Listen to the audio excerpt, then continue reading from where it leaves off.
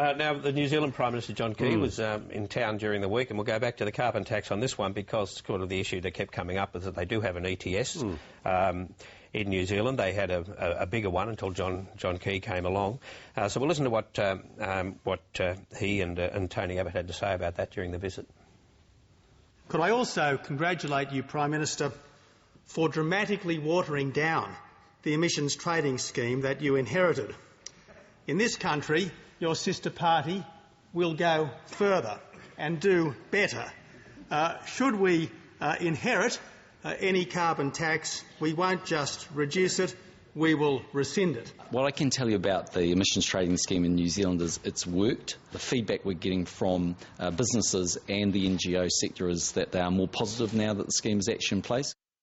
Now, that was quite a political intervention for Tony Abbott, but it's probably not the first time we'll see that with a visiting leader. You'd be forgiven if you were John Key for thinking you were a prop in somebody else's pantomime, wouldn't you? I mean, really, both sides of Australian politics took advantage of the fact that they've got an emissions trading scheme, whether it be the watered-down version or actually having one in place.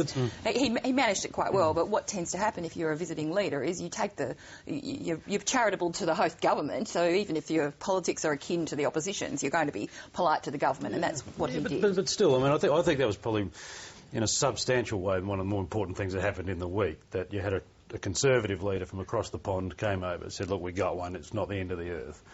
And not only that, I'm not going to tell you how to do it, but it'd be good if you had something similar, then we could link them up and start doing something serious in this end of the world. Now, you strip away all the politics and yelling and screaming, and you sort of got bipartisanship across the Tasman, if you like, rather than there always has been, though.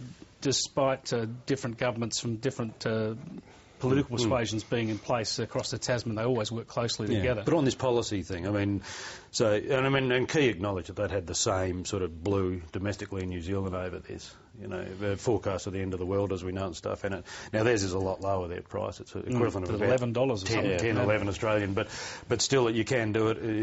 It won't kill you, and it won't wreck. They haven't got a coal industry, have they? No, they have a different economy, but they have agriculture, and they factor in agriculture, or they're about to, or the Labor Party wants to. But that would be a big fight over there. It'd be akin to our coal fight, but it would be.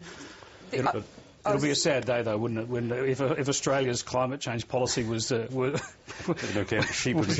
by New Zealand. I don't think that's... I was just going to say, I think the reason that Tony Abbott did what he did in his speech was to inject himself into the middle of that debate on that day, to make the point, yes, OK, there's lots of consensus and discussion about how it works.